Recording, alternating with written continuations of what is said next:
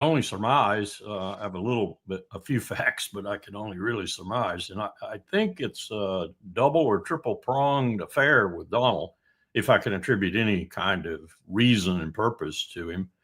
One is he wanted to stick his finger yet again, and he's doing it right now, this moment, as he wings his way, I guess, towards the Middle East, in Bibi's eyes. So he divorced the United States from the Yemen conflict, even though the Al Ansar might not have had anything to do with it. He just said, we quit, we're not going to do it anymore. Second reason, I think, is because the Pentagon was telling him it was grossly expensive. And in two ways, it was expensive in terms of expending those items that we might need, really, in a war. Very expensive items. We were losing drones. We were losing F-18s. No, I've told many people we lost aircraft off of Vietnam quite frequently. It's not uncommon to do that sort of thing when you're in heavy carrier operations, especially multi-battle group operations. So it's not something that doesn't happen. People just don't realize that, being in the military is dangerous. At the same time, that's very expensive. And the drones add to that expense, $30 million a pop. And the military was probably telling him some of the things that we've discussed here, that, confining a carrier or a carrier and its escorts in such a narrow water is not a really good thing to do. You're really looking at possible real problems in the future. And another reason is because I think the assessment of the Pentagon was essentially that if you want to put it in these stark terms, we were losing. And Larry, before commenting on what has happened, here is what Donald Trump mentioned about it. Some very good news last night. The Houthis have announced that they are not, or they've announced to us at least, that they don't want to fight anymore. They just don't want to fight. And we will honor that. And we will stop the bombings. And they have capitulated. But more importantly, we will take their word. They say they will not be blowing up ships anymore. And that's what the purpose of what. Yeah. Love that term, capitulated. Yeah. I can see the head of Al looking in his English dictionary. This is, this is sort of Donald Trump's equivalent of Gerald Ford going on television saying, "Hey, I got a phone call from those North Vietnamese last night. They've capitulated, so we're leaving Saigon. Everybody run for the helicopters." Yeah. This was Trump's equivalent of April 30th, 1975 in Saigon. Look, Trump, the Saudis made it clear that Trump needed to stop this. Number one, that was also a role. And the fact that the Omanis got into the middle of it, brokering it, suggested to me that this was actually broader than just stopping the bombing of the Houthis. That maybe they're going to come to a deal with Iran. Trump would be, it'd be to his credit if he goes through with it. But as Colonel Wilkerson noted, this was just in terms of aircraft loss between Predator drones and the F-18s, you're looking at about $1 billion right there. And then they flew over 1,000 sorties. Well, God knows how much each one of those cost in terms of ordnance that was dropped, plus the maintenance on the aircraft. And many of us predicted this at the outset. It's like trying to punch a bag of Jello. The Houthis aren't going to be defeated with conventional means, and the United States, it exposed the limits of U.S. military power. So, Trump, he's putting that lipstick on a pig, putting a blonde wig on it, and calling it Marilyn Monroe. But you know what? It was still the U.S. withdrawn. And you know what Larry said there about demonstrating the limits of U.S. military power is such a potent statement. Look at what Afghanistan did. Look at what Iraq did. Look at what all of our excursions, basically since the first Gulf War, or that little, no-knock drug bust in Panama called Just Cause. We haven't had a success in 2-3 decades. And it's all because, not all, but it's a large part because we take on things that military power is not appropriate for. Yeah, very, very true. What's going on, Larry, in the Trump administration? It seems that he feels that Netanyahu is manipulating his administration in the favor of Israel. That's why You he's, think? yeah. What was your first clue? Look at Now, look at it's Tom important Friedman that drop in. he Look at Tom perceives Friedman that. drop in the New York Times this morning. Even a blind pig will find an occasional acorn. Tom Yeah. found an acorn.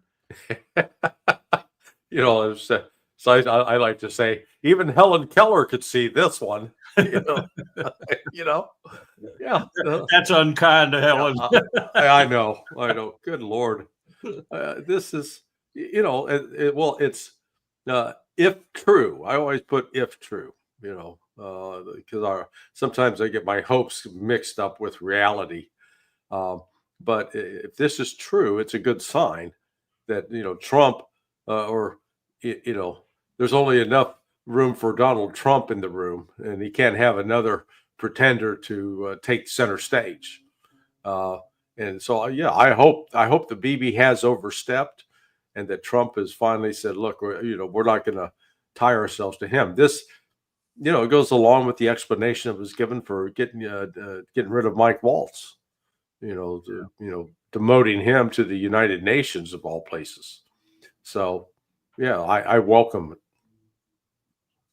Colonel, I would wonder what has happened between the Trump administration and the Israeli one and the Netanyahu administration in terms of the decision on the part of the United States to find some sort of common ground with Houthis, or maybe a peace or some sort of deal between the two parties.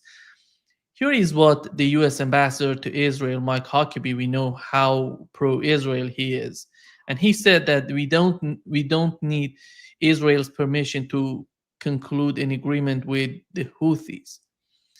And if one of the 700,000 American citizens inside Israel is hurt by a Houthi attack, then we'll respond. Otherwise, we have nothing to do with it. What does that mean for you, Colonel? Well, this is growing into a realization by a lot of people, even in this circus administration, that we're not gaining any points whatsoever on the face of the earth with this business in Gaza. In fact, we're losing many. And one of the things I think brought it home to the Pentagon, for example, was what he actually did with the Knesset, with full approval, apparently. And then post-Knesset, the cabinet again, full approval, he's calling it a sustained military operation. Well, what that means is essentially CPA Iraq in Gaza. What it means is what Sharon evacuated Gaza for in 2005, shut down 21 settlements and evacuated every single IDF person, because he knew if he stayed, there'd be an insurgency that would bleed the IDF interminably. Yeah. That's what he's asking for now. Netanyahu is asking for that. And oh, by the way, the Gaza terrain, which wasn't all that conducive to such an insurgency then, is maximally so now.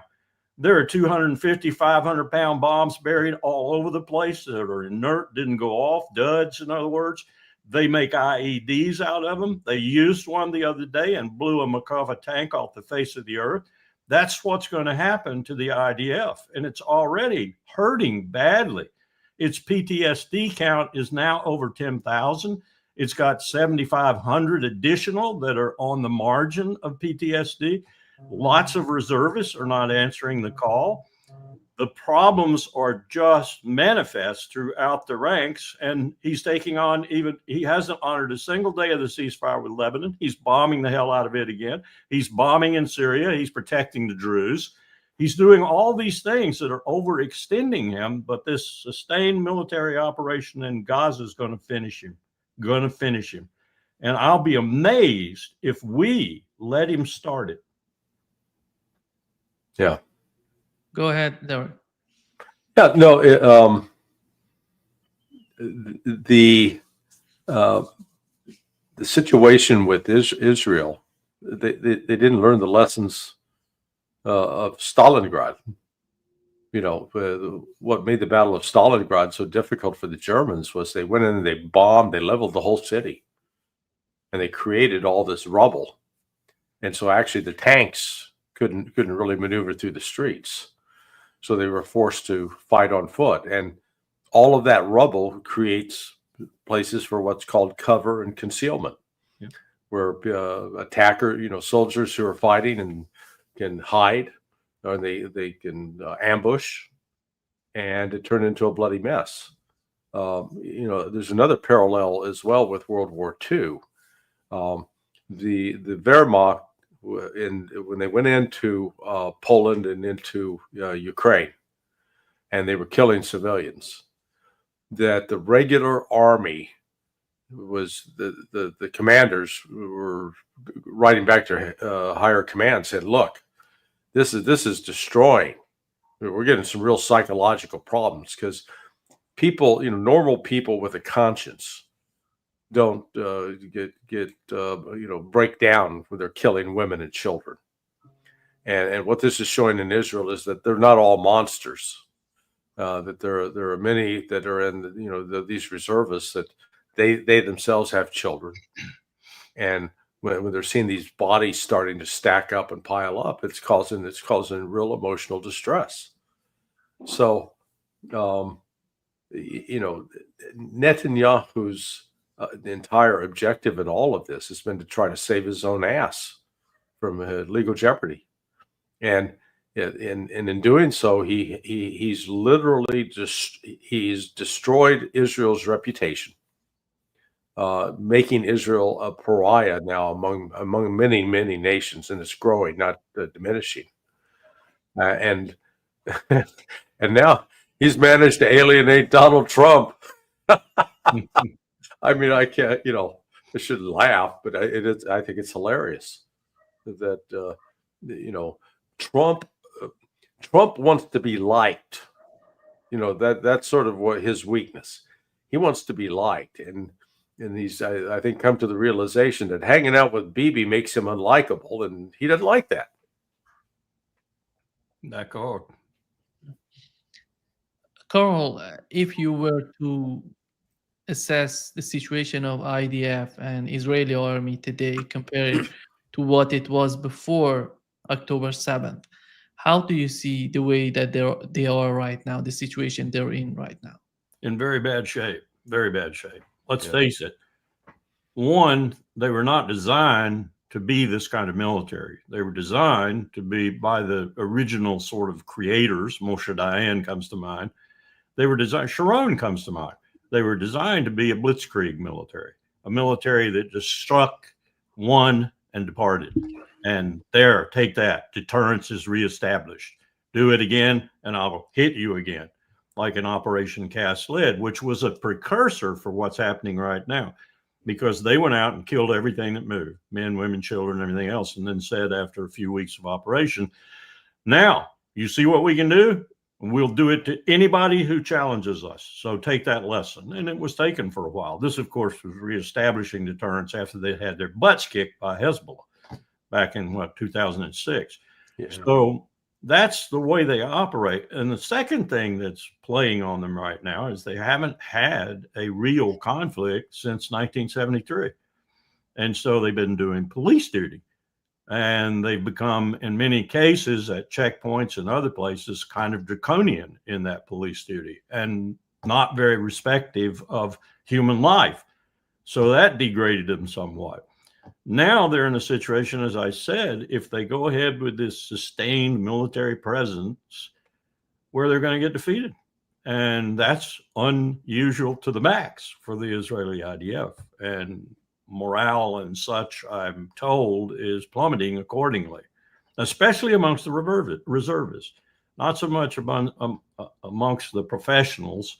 But then you think about PTSD like this for a moment. And we had this problem in Iraq big time, especially around Fallujah and Al-Anbar province in particular. When you take people off the battlefield for TBI, PTSD, or whatever, PTSD in particular, you're taking those people off the battlefield who have a conscience. Otherwise, they wouldn't have gotten post-traumatic stress, what we used to call battle fatigue. What you're leaving are your killers, your murderers. That's what you're leaving on the battlefields. And that's what phenomenon is affecting Israel right now, too. That's why you get things like a buried ambulance and everybody killed in the ambulance. This is not good for a professional military. And you want those killers, if you're in a big war, you want them, because as S.L.A. Marshall said after World War II, 1 out of every 11 infantrymen really killed 90% of the enemy because they were killers, and they did well at it. And the others kind of protected them. And that's the way the military works. Well, now you've got out there for Israel a lot of these killers and murderers. And that's just a recipe for more disaster for Israel. Their reputation is in tatters throughout the world, in tatters. They have no reputation other than brutality, murder, and genocide.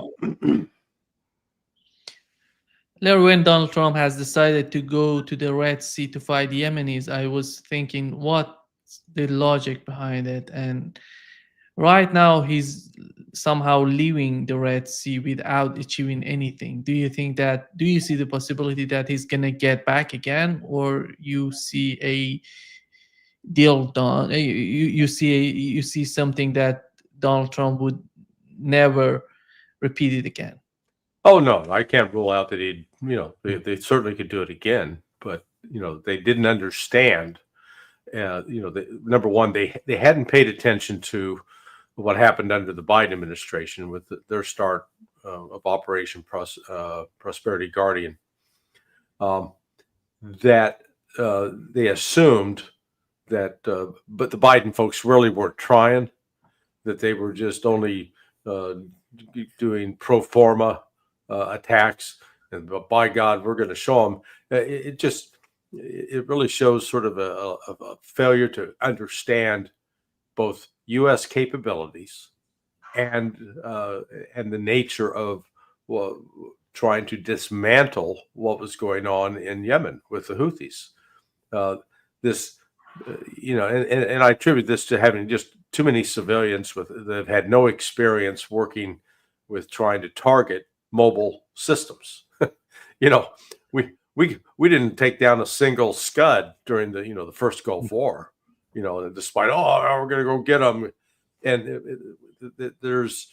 I guess there's this assumption about our intelligence capabilities that we were able to have, like the Eye of Sauron from Lord of the Rings, can see everything and know where it's located, and that's not how it works.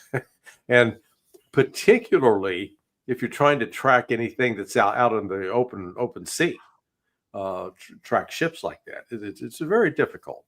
And when you're trying to track missiles that are on land, that are in mobile launchers, there is not instantaneous. The closest we come to instantaneous communication.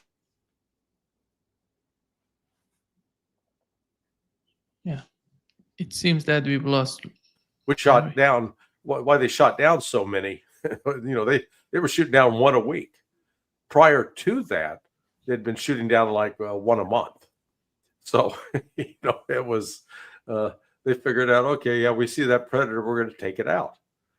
So Trump's failure to understand the military dimensions of this, because he may understand how to build a hotel or a casino, but he doesn't know really a damn thing about this. And I don't think he's learned anything from it. And Neiman, let me just say that I agree with what Larry just said, and let me add this particular aspect of my own experience. And I think I've read of much more experience in this regard. The blue suiters think that bombs will solve every problem. Yeah. They think that all you got to do is take off a carrier or take off out of Whiteman Air Force Base or out of Udeed or wherever and drop bombs on people. And the more you drop, the more success you're going to create. And the more success you create, the more bombs you're going to drop. That's their philosophy. They have been proven wrong since their original disciples laid this crap out. And yet we don't pay any attention to it. We still listen to them. I had a 3-star Air Force general in the Pentagon tell me when I questioned him about his 80% of the targets in North Korea would be destroyed in the first hours by the Air Force on the peninsula and the Air Force reinforcing from the United States. And I challenged him. I said, why are you saying that? These howitzers are in caves. They roll out, they shoot, and they go back into the cave. Well, we know where every one of them is. And you're going to pinpoint every one of them. How many are there, General? And, we just got into an argument. And colonels don't get into argument with 3 stars. They get kicked out of the Pentagon when they do. And I was subsequently kicked out. But it's absurd to say that you're going to get 84% of the cannons the North Koreans are going to shoot at Seoul in the first 30 hours. Yeah. Larry, part of the war, the conflict with Yemen is this psychological war. And you put yourself in the shoes of your enemy to understand where they stand, what do they think about you. And when you look at Yemen, earlier today I talked with Pepe Escobar. He recently was in Yemen, and he said these people, you have to be there to understand their sort of objectives. They don't care about the United States bombing their only airport just to destroy everything. They're going to fight back. And it doesn't seem this sort of understanding can be achieved on the part of the Trump administration or whoever making the decision in the United States.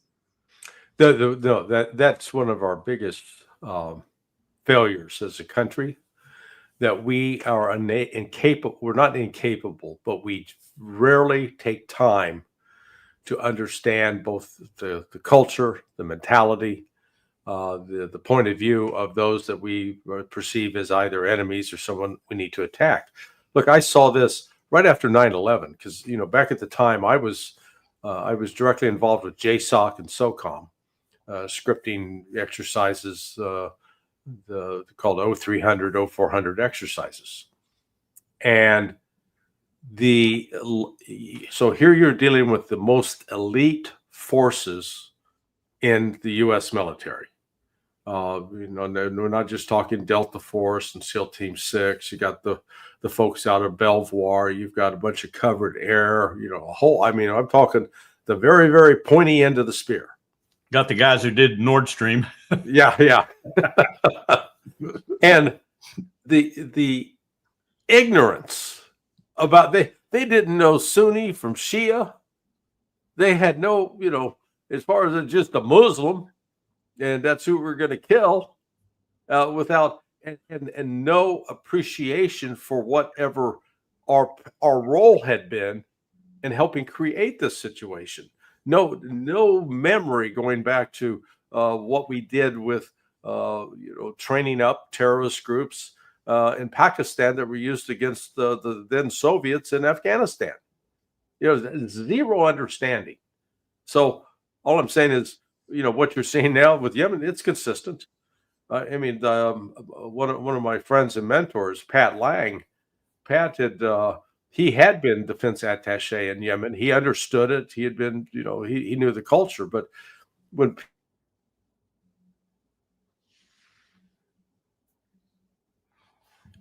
it seems that come talk, there we go. Come talk to me. I had this experience with Jerry Bremer because I was friends with Bremer before. That friendship became broken over the whole mess in Iraq. But I had literally had lunch with him 2 days before he was asked to take on the job of being the poobah in Iraq. And so I called him up because I knew he didn't. I said, "Hey, Jerry," I said, I started off. I said, "Boy, who did you piss off?" And he goes, "Well, when the president calls, you got to say yes." I said, "Okay." I said, "Let me help you out. Let me introduce you to Pat Lang." Because I gave him Pat's resume. Pat set up the Arabic program at West Point. Pat was defense attaché to Saudi Arabia and Yemen, but most importantly, he had been the one that hand carried intelligence to the government of Iraq during the Iran-Iraq War. And he was the head of the Middle East division at the Defense Intelligence Agency. And Jerry goes, No, I don't need to talk to him. That's Jerry. How did that work out, Jerry? Yeah. So He wouldn't talk to Sergio either. Yeah. Di Maio. It was absurd.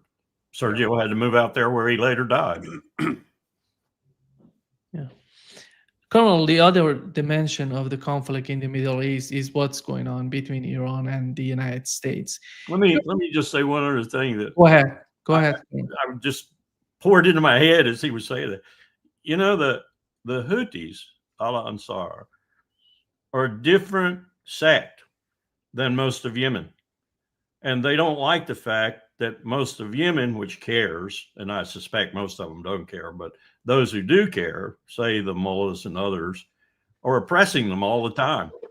So I don't know that the Houthis actually worry about Sana'a being hit or any other target that takes out mostly other people in Yemen than they. Yeah, that's a good point. Because they're different sects. Yeah.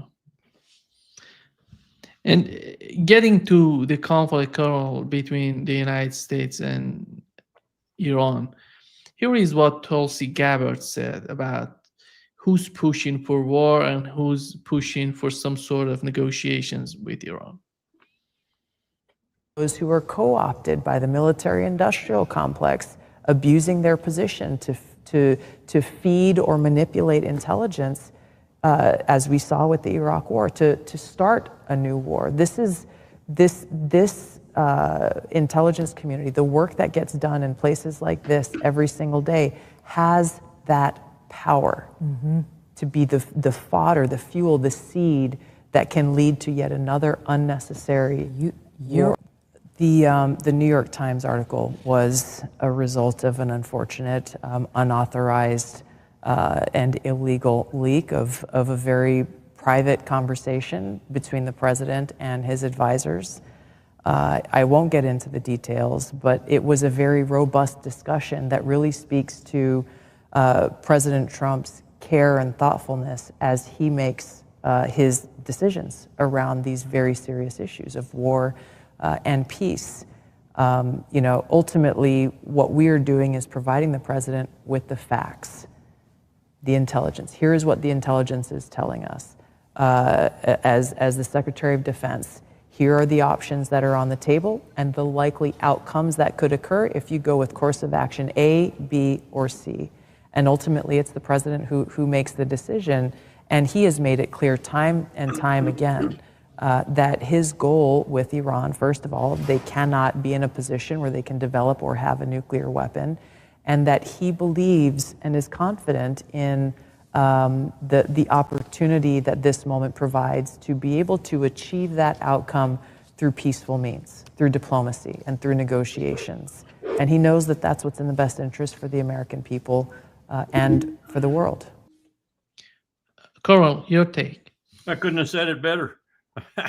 I mean, I couldn't believe she started with the military-industrial complex and the vicissitudes thereof, but she's telling the truth, and she's telling the truth basically about the other aspects of it. I don't know about Donald Trump. I'm not in his head, but that's the way the system is supposed to work. The president's supposed to be presented with the intelligence without any bias whatsoever, just the intelligence. It can be interpreted. It must be interpreted by professionals, not by vice presidents, for example, like Cheney did in the run-up to the Iraq War, by professionals. And they will usually say, I have a 90% surety on this, or an 85% surety on this, or this source is very reliable, or this source is brand new and not reliable. So you get the intelligence, and then you make the decisions based on the courses of action that if it's military, the Secretary of Defense gives you, along with the chairman, in terms of courses that you can pursue. And Trump then says, as she was intimating, I don't want to pursue any of those. I want to pursue diplomacy. You keep those in the drawer until I'm ready to use them if diplomacy fails. But I'm going to try diplomacy first. That's a smart move as far as I'm concerned. If that's what he's done, I applaud it. Larry.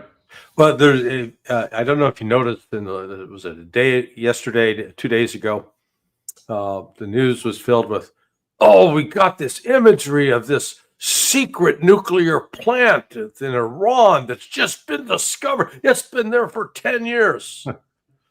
And it was, then he looked, it was provided by this Iranian opposition group, who I guarantee is being paid for by the CIA. So what this tells me is the reason they're putting that out now is that I think there actually is some serious movements by Trump to negotiate a deal with Iran, to that will not require Iran to give up all of its missiles and drones and to dismantle and disarm, but will put an end, a definitive end, to any suspicion that they're building a nuke.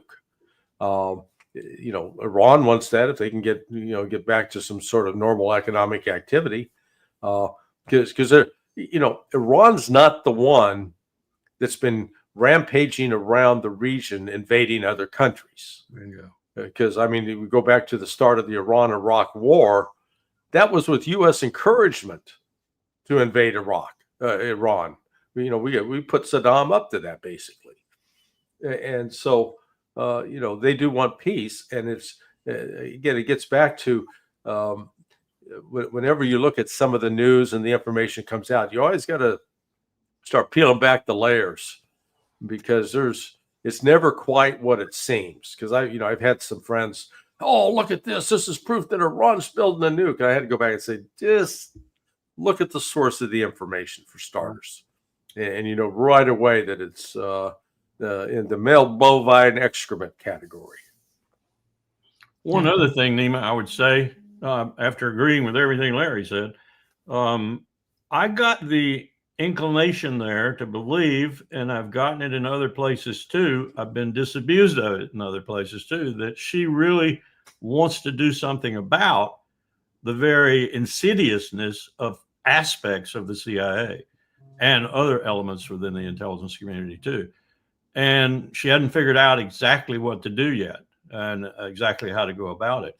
But I would say one of the most insidious things I saw in my time in government was how we were using, through the CIA, the idea of liberal democracy to establish in country after country after country color revolutions, or the equivalent thereof, that were not in the interest of that country, its regional partners, or in many cases us.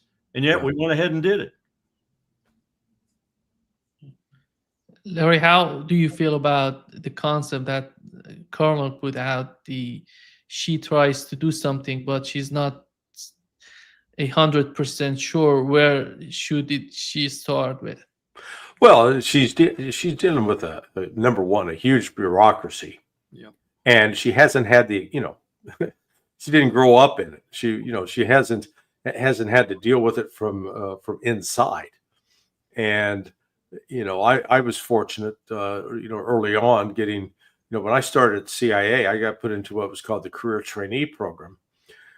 Previously to my joining, that program was restricted only for case officers, people who were going to be going overseas to recruit foreign spies. But Bob Gates, one of the few things he did to his credit that I agreed with was he opened this program to the analysts, to the people who were in science and technology and who were in the admin branch. And what we got in that 1 year was a full exposure to all aspects of that intelligence community or within the CIA.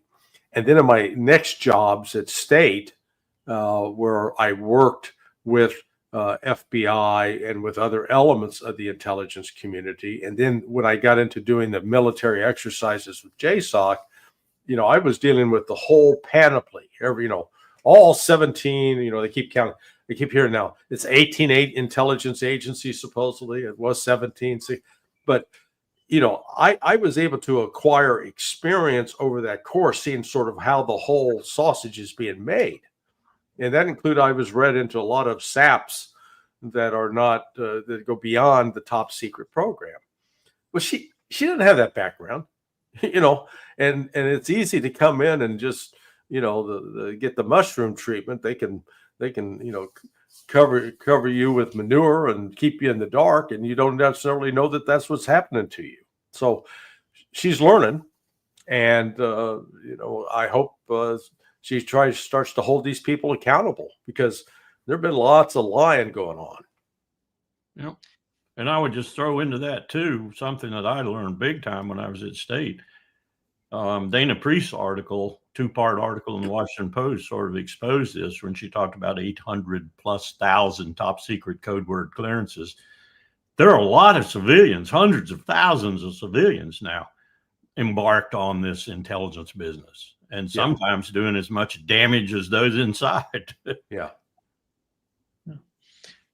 Colonel, by the way, it seems that the case of Iran is much more serious for Donald Trump and his administration, because we see that Lindsey Graham, together with Tom Cotton, prepared a document that says no agreement with Iran unless they have to dismantle the enrichment of uranium totally, without any sort of exception or any sort of article being mentioning that. They have to destroy everything, their capability to enrich uranium. Unless we're not going to abide by, we're not going to accept it. Do you think this panic comes from Lindsey Graham and Tom Cotton? It's something comes from Netanyahu and Israel? The latter, but probably with accord on the part of both Cotton and Graham. And let me say 2 things about that. I could be kind and say that that's his bad cop. That's Trump's bad cop, and he's got them doing that sort of thing. I won't be kind, and I'll say that look at what Marjorie Taylor Greene just said and affected with others in defeating that lousy piece of legislation that was unconstitutional as hell and was coming out essentially to say, if I say you're an anti-Semite, I can jail you tomorrow morning without any due process whatsoever, and things like that. They're losing their own party. Congressman, senator by senator, they're losing their own party. I watched a budget hearing 2 days ago, and I was astounded at what some of the things the Republicans on that committee, I think it was the budget committee, because I didn't recognize a lot of the people, and it's big, so it probably was the House Budget Committee. And when AOC spoke up and talked about having 800 bases and China only had 1, I wanted to say, oh, no, they probably have about 8 to 10, depending on what you count a base. But you're right, we do have between 750 and I didn't hear that kind of word. And I know I didn't hear any Republicans accept it and say, yeah, that is a drain on the Treasury. So he's losing some Republicans. We're losing Republicans. The country is losing Republicans. Good, I say, and I'm a Republican, because of the stupidity of what we've been doing for the past 30 years. You just can't be that stupid consistently and sit in the Congress. I think we're going to see more of them deserting. Yeah. Larry, do you think that Lindsey Graham and Tom Cotton are that much important to Donald Trump? Care about them? Trump, I still don't understand why Trump plays golf with Lindsey Graham as much as he does. Playing with the enemy. Yeah. But Trump, Trump is still, as Colonel Wilkerson has frequently said, Trump always comes to a conclusion based upon the last person he talked to. So it's whoever. So that's why he's, can be wildly flip-flopping on issues and say one thing one day and then the exact opposite thing, 2 days later. But I think Trump's desire to secure a victory. I mean, look at how desperate he was yesterday, touting this big trade agreement with Great Britain.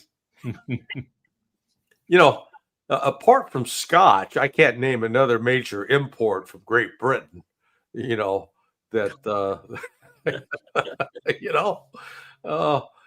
like they're not an economic powerhouse by any stretch. But by God, man, when Trump was talking about it, you would think it was like China's competitor. So, Trump's desperation to score some wins, some political wins, I think is real. And to that end, if he's got a chance that he can go out and say, hey, I have put an end forever to Iran's program to build nuclear weapons. I've accomplished it. He's not going to say, basically, I've gone back to JCPOA. I just haven't put a 10-year limit on it. Yeah. I think in that case, he would ignore Lindsey Graham and Tom Cotton, because the danger Iran faces with this is they can make an agreement with Donald Trump, but if it's not going to go before the Senate as approval as a treaty, the next president can come in and trash it just like Trump trashed JCPOA. In light of what Larry said about the volatility of Trump's character, I can't wait until he's been shown, probably by Exit, videos of the Russian parade in Moscow. Oh, yeah. And the meetings with Xi Jinping and 29 other leaders, including Vietnam. Yeah, I stayed up late to watch that thing. It was really something. It was. And I had the exact same thought. I said, boy, Trump, man, this is going to eat at him. Because no matter what he pulls off in June, he's going to have this big parade in June. It's not going to come anywhere close. I mean, just if nothing else, the magnificence of Red Square. I've been there and walked around it in wintertime and also in springtime. It's iconic. And the Washington Mall doesn't even begin to compare.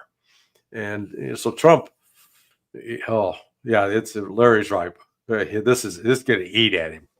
I wouldn't be surprised if he doesn't cancel his parade. You don't want to be shown up.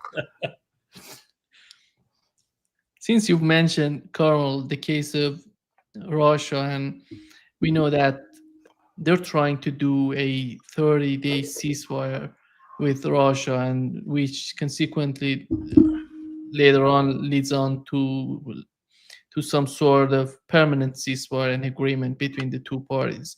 Here is what Keith Kellogg said in that term, Carl. To what happened actually in the Baltics after World War II, where we never recognized the fact by de jure recognition of the Baltics that they went to the Soviet Union. We said that over time things will change, and that's what you kind of tell the Ukrainians. The same thing when you look at what happened in Germany. The Germans always wanted a unified Germany after World War II. They didn't get it right away, but eventually they got it. So you tell the Ukrainians, look, this is one of those things that's going to be evolving over time. And if you do a ceasefire in place, the ground that you own, the ground that you fought for, that's your ground right now. What happens 5 or 10 years down the line is different. And you don't have to basically freeze everything in place. Right. And we've got that right now. The Ukrainians are willing to do a freeze in place, what I call a ceasefire in place. And then we'll for a period of time, they're willing to set up a demilitarized zone. What they basically said is, we'll back up 15 kilometers, you back up 15 kilometers to the Russians. So you got this 30-kilometer, 18-mile zone that you can actually observe. And you can actually say, okay, are there any intrusions? Yeah. I heard the rest of that yesterday, too, where he says the Germans will be there and the French will be there. Yeah. This guy is smoking some cheap stuff. I mean, Yeah. And by the way, he should have been in the conversations with Helmut Kohl and H.W. Bush and Colin Powell and a number of other people, Jim Baker, when Kohl was very reluctant to reunify Germany. Very reluctant. Things were pretty good in Bonn. And $80 billion US was the estimate for just starting it. $80 billion. And he knew what Russia would think about a reunified Germany. Helmut Kohl had to be persuaded by Francois Mitterrand and John Major and George H.W. Bush most formidably. Not like everybody wanted Germany to be reunited. Yeah. Larry, Keith Kellogg and what he has said about Ukraine, I don't see a teeny tiny possibility for that in the mind of Russians.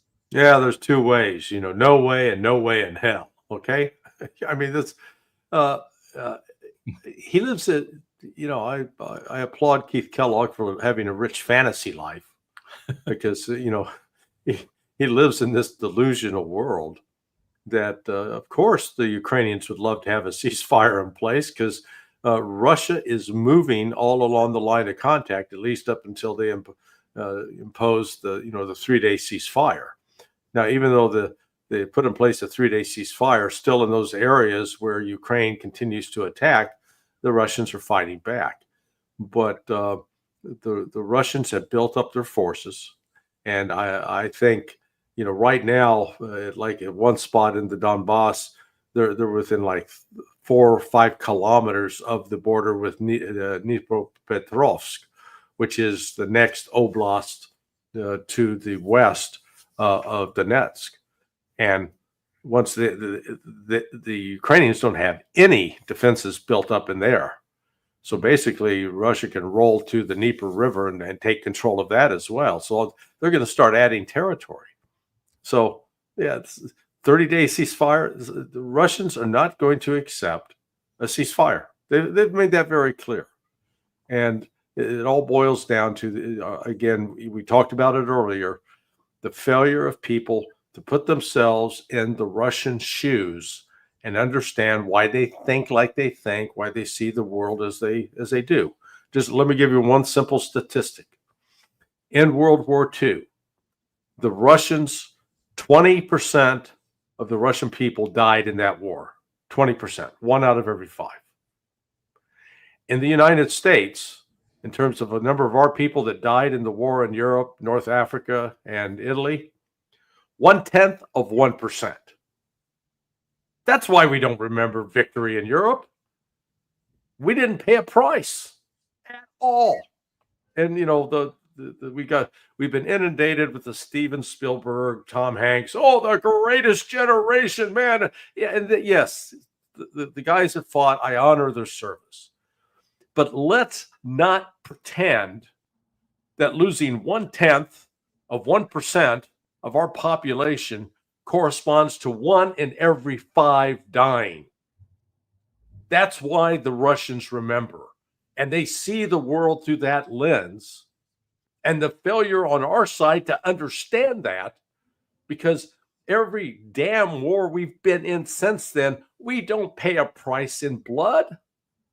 Yeah, we lose 50,000 in Korea, 58,000 in Vietnam, but that's stretched out over 15 years. Now, for the families who lost a loved one, yes, it's devastating. They remember. But the bulk of the population doesn't.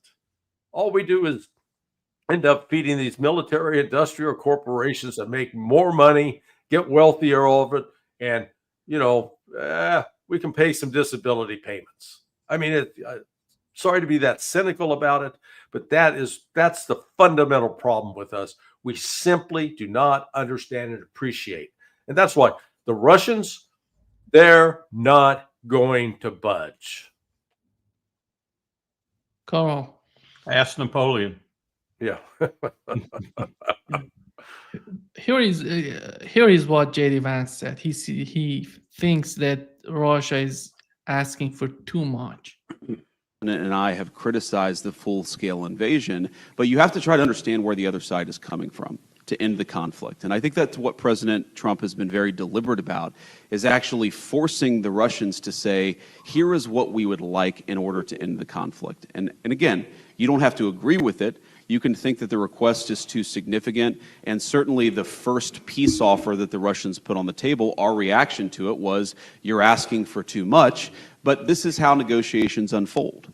And I wouldn't say, I'm not yet that pessimistic on this, I wouldn't say that the Russians are uninterested in bringing this thing to a resolution. What I would say is right now, the Russians are asking for a certain set of requirements, a certain set of concessions in order to end the conflict.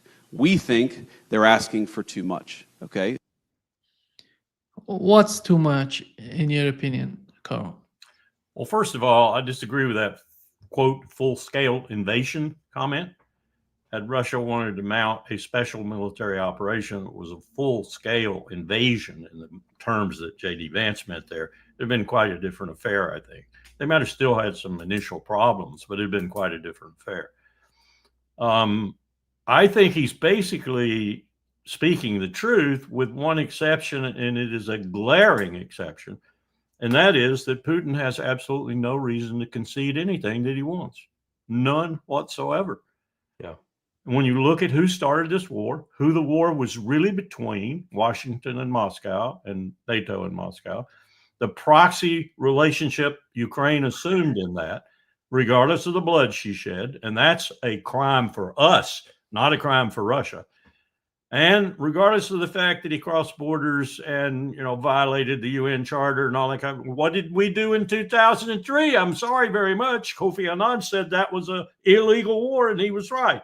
So, I mean, he didn't do anything that was that egregious. He just did something to protect, in an existential way, he believes, and I think he's right, what might have been a real threat to Moscow and to Russia and the CSTO.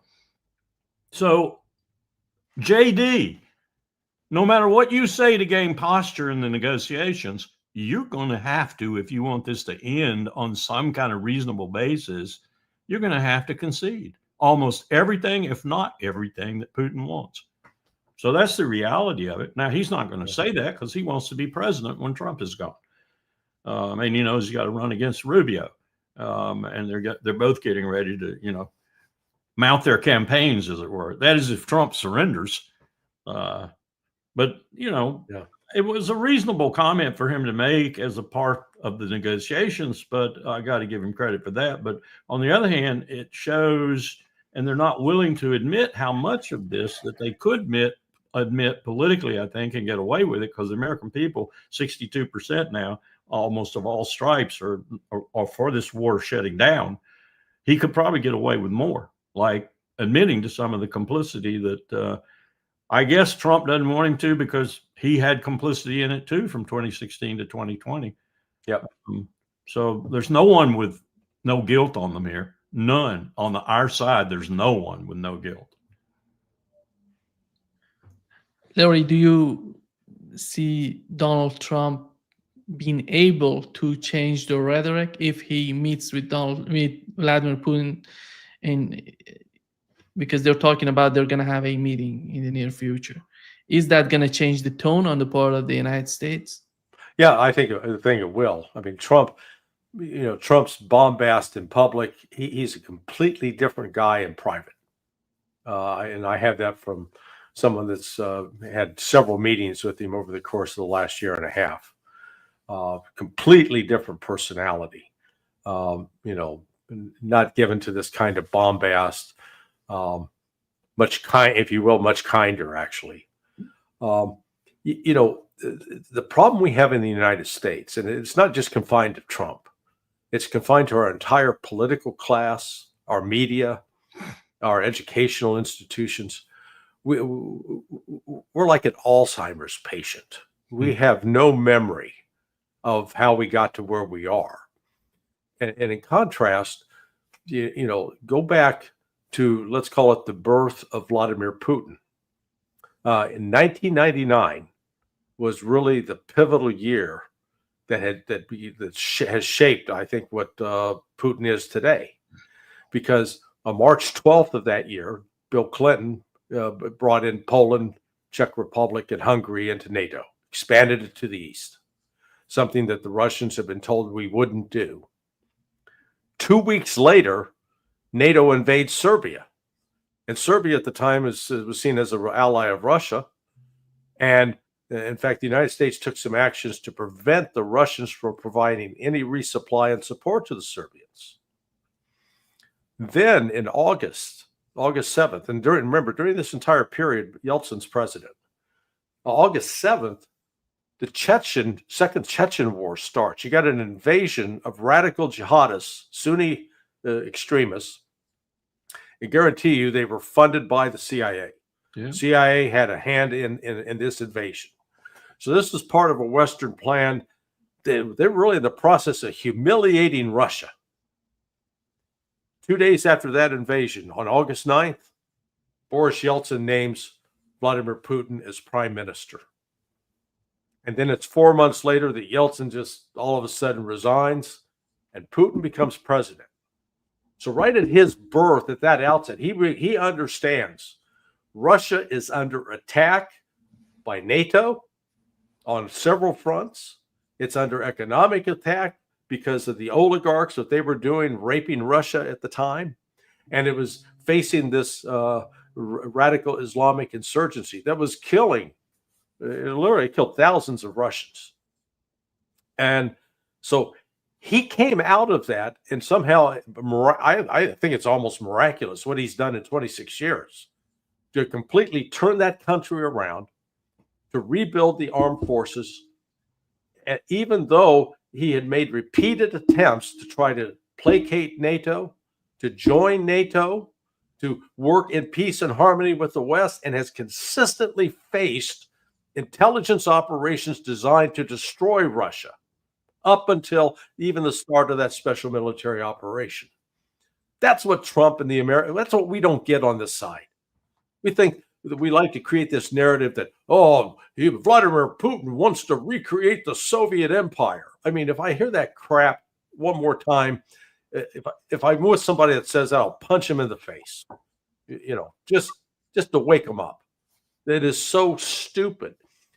Remember, we pushed building NATO at the time where the Russian army shrank from 3.5 million to 1.3 million over a 20-year period.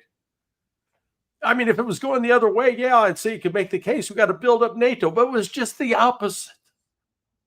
So, sorry, this is your fault, Nimi. You got me on this rant. I blame you. I got to say, my educated guess is Donald Trump knows none of that. Yeah, none. He knows none of that.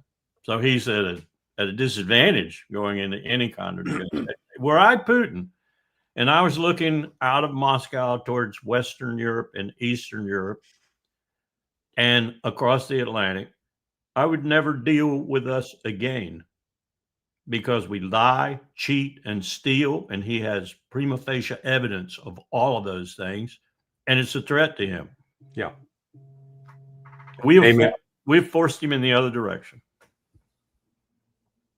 Carl, do you find it the last chance between the United States and Russia to get along with each other? Because Putin, as Larry pointed out, for more than 2 decades was trying to make some sort of arrangement between the United States and Russia to get along with the West, to be part of the West, which it means Russia was rejected to be in that position. Do you see this sort of attempt to achieve something in Ukraine would be one of the final chances to get there? Well, what I've been saying is this inexorable movement of power that's shifting from the West back to the East where it came from 3,000 years ago is you can't do anything about it. It's happening. And that the meetings around Putin in Moscow have demonstrated that conclusively. It's just going to grow in that regard. The global South, I don't know why they call it the global South. It's 3/4 of the world that's gathering to the banners of China and Russia.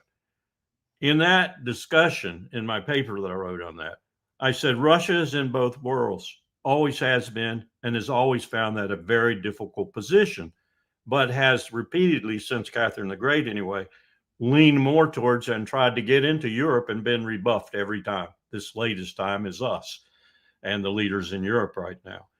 Russia has to make a decision. I think Putin is going to make that decision. He is going the other way. Yeah, fully agree. They're looking, this relationship with China is not superficial. It is profound. It's deep. And despite the cultural differences, the language differences, I think both Putin and Xi have had an awakening over the course of the last 3 years to realize how not only capricious but dangerous the United States is. That it comes bearing flowers and candy, but it's carrying a gun, and all we're doing is trying to lull you into into submission, and then we can take advantage of you. That's been the Western model.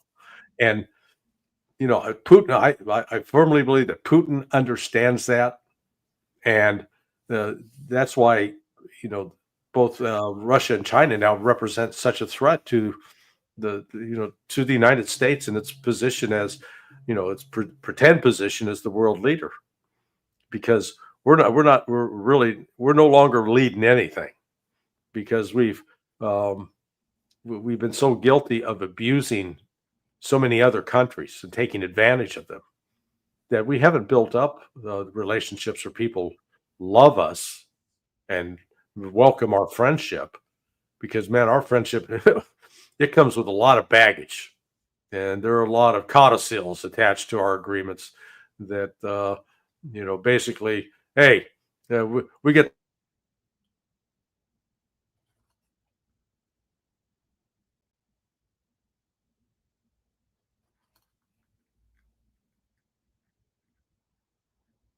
It seems that the internet connection.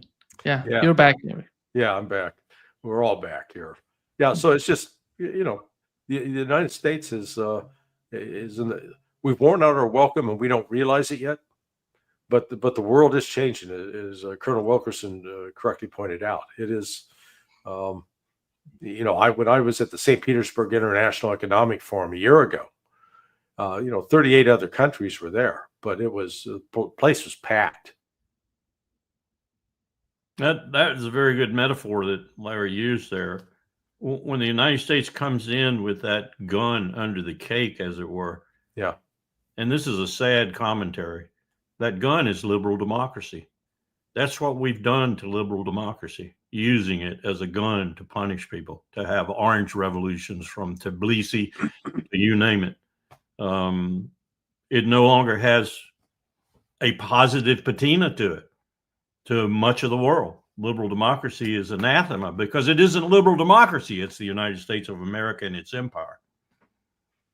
Yeah, and one of the other things is this whole narrative, and Colonel Wilkerson and I are both we're products of the Cold War. I mean, we grew up in the 50s and 60s. And I posed a sort of a question to the American people. I said, let's reverse the roles. Let's assume that as a result of World War II, the Germans killed 20% of our people. And then at the end of that war, the Russians, who were our ostensible allies, turned around and basically rescued senior German officers and scientists, people that had been involved in killing us, and used them as well as to build intelligence organizations to collect information on us. Do you think we'd react in a negative way towards Russia? Bet your ass we would. Well, that's exactly what we did to Russia. And so we want to pretend that this communists, they were taking over the world. It was all a lie. And we created this hostility with Russia instead of welcoming them and recognizing from the outset what they sacrificed. The entire history of the last really 80 years could have been so different. And it wasn't the Russians that caused that. It was us. I don't normally do the one-man theory of history, but if I did, I'd point a guilty finger at Allen Dulles for all of that. Yeah. Because he was central to it. And fundamentally, he did it for money. If Carl, if they fail to achieve something, a Ukrainian settlement, how is that going to influence? We know that today is a very important day for Russians, for everybody on the planet, in my opinion. And Xi Jinping is there, Lula is there, and the global South, the global majority is there. And how do you see the behavior of the global South and the reaction coming out of if Donald Trump and his administration finally is not able to get something in Ukraine, or I'm talking about a Ukrainian settlement, how is that going to influence the situation in the Middle East and with Taiwan? In so many words and simply, it is going to tell them that they are right to be worried and that they're in the right place, and that if they stay in that place and solidify that place, the empire will go away. Or the empire will, and this is my great fear, be so pressed existentially, it will think and believe, and probably so, that we'll start something big and we'll use nuclear weapons. And the place where that is looming large right now and has a confidant in the process is Taipei. Because we've got a president there again, like Chen Shui-bian was during my administration at the State Department, who wants to be independent. He's not going to go out and be stupid enough to, as CSB did, almost declare a vote for independence. Red line with Beijing, big red line. But he's doing things right now every day that put China on the qui vive for a military operation against Taiwan. And there's no way we're going to win that. So that could be the ultimate denouement of what we're doing right now in our stupidity. I hope not, but that really worries me. Larry, how about you? About China and Taiwan? Well, again, we've manufactured China as an enemy, which is, the irony here is 53 years ago now, Nixon goes to China to open it up. And the purpose, it was nefarious. We wanted to use China as a wedge against Russia. Yeah. We wanted to weaken the Soviet Union at the time. Okay, and so as a result of that, we end up building up China economically.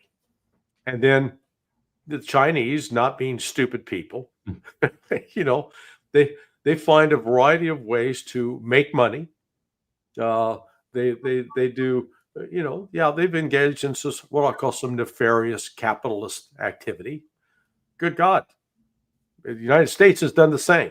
We had a whole generation of what they called robber barons. Okay, so let's not pretend that we're some sort of innocents in this process.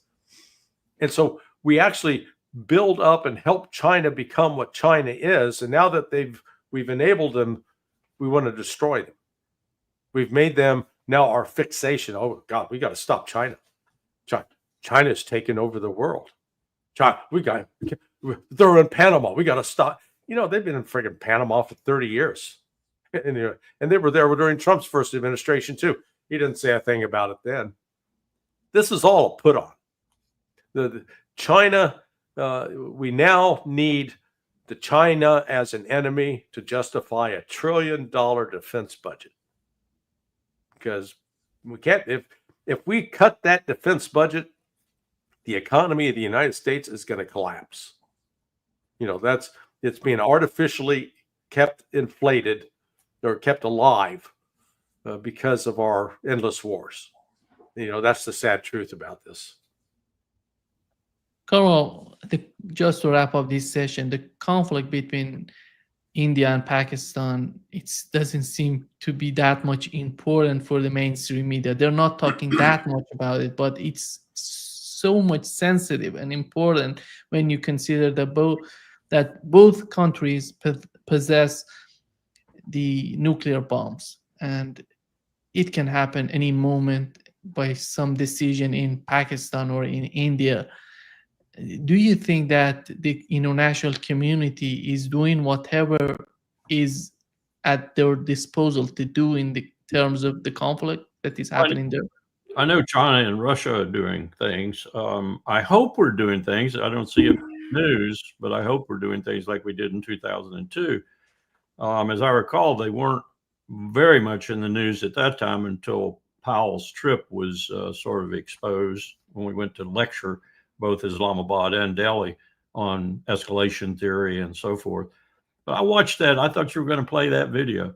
I watched that Indian Air Force general yesterday, and I was reminded of both Islamabad and Delhi when he finished his first peroration, which essentially said, as Air Force generals are wont to do, Nima, that we are going to, he said, Pakistan is a little country, India, big country. We drop 100 bombs on Pakistan, disappear. They drop bombs on us if they can get them out and fired, insinuating a first strike. We want, like Mao Zedong said, I'll destroy Los Angeles and Houston and New York, and you'll destroy a couple of cities, and I'll still have 800 million people left. So, that's my deterrence. I will destroy you. if you shoot one at me. I don't need many to do that. This is really a cavalier attitude. So I have to assume one of two things. This is the same way it was in 2002, maybe with a little bit of experience behind them now. And that guy is just out there for the Delhi government, who are never going to turn him loose to do what he was insinuating Delhi was going to do. That is fire 100 nuclear weapons in Pakistan and eliminate the threat just like that. And not take much themselves because they wouldn't be able to fire much. Oh, but if they were, it wouldn't hurt India that much because they're vast and deep. These are stupid words, unless that's what they are. And even then they're stupid. The civilians authorized him to say that just to get the, pucker factor up. If they are genuine words and the civilians have unleashed him, we've got a serious crisis.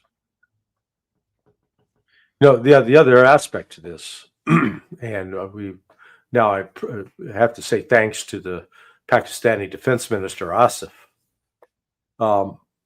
I could have made a case, it would have been conjecture, that the United States has been playing a critical role, along with British intelligence, in funding, stirring up radical Sunni terrorist activity in Pakistan. But people said, well, where's your proof, Johnson? And I said, well, I don't have a document. I just, knowing how the system works, that would be my conclusion. Well, now I don't have to be conjecturing anymore. Because the defense minister came out the other day, and initially he said, "Well, look, this terrorist attack in the Kashmir, this was staged."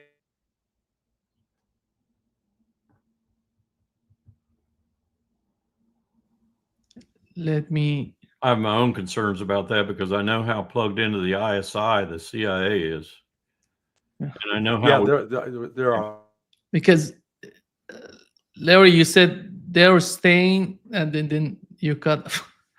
Can you hear us, Larry?